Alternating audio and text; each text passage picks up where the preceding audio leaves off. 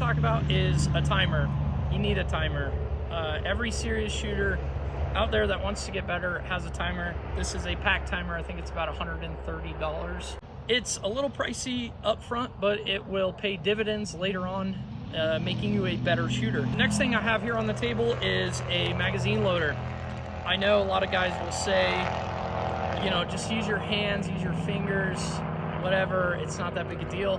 Yeah, that's great until you're, you know, shooting 500, 600, 700 rounds in a range day.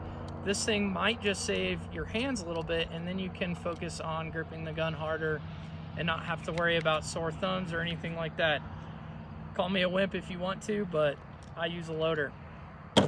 The next one that most people are probably bring to the range already is lube and some, you know, basic tools and some gun cleaner. I never use the gun cleaner. I never clean my guns, but I use the lube a lot. This stuff's really good. Often overlooked, but definitely needed, are some gloves. The wood you bring for targets, or, you know, if you're out kicking it in the sticks and you need to move something off the ground. I've gotten cuts, scrapes, could potentially turn into something worse than that, so I wear gloves during setup and takedown. This one gets on my nerves a lot. People do not bring pasters. Dudes, if you're serious about shooting, you should be bringing pasters.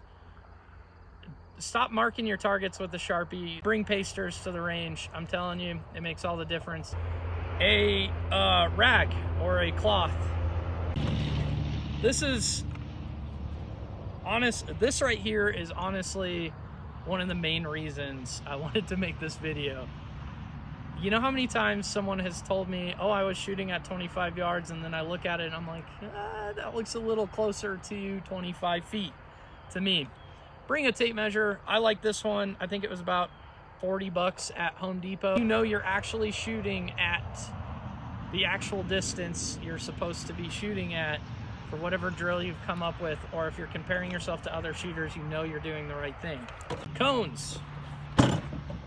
You should bring some cones. You should invest in cones, whether they're these ones or the little flat ones or whatever. Marking out positions so you can be consistent. If you do a drill over and over again, you know exactly the distance you ran, and you can compare times and hits and whatnot. This keeps it a little more accurate, keeps you a little more honest. I don't know if you're noticing a theme here, but a lot of the things I bring are to keep me honest, like a tape measure or cones, right? Or tape. All things to keep me honest when I'm at the range, because we all have a tendency to fluff our egos.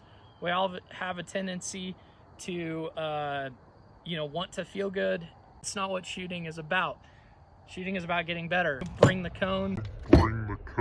Obviously bring a staple gun and ammo. I don't think I need to go too much further into that. Target stands. Target stands are great, obviously, for holding your targets.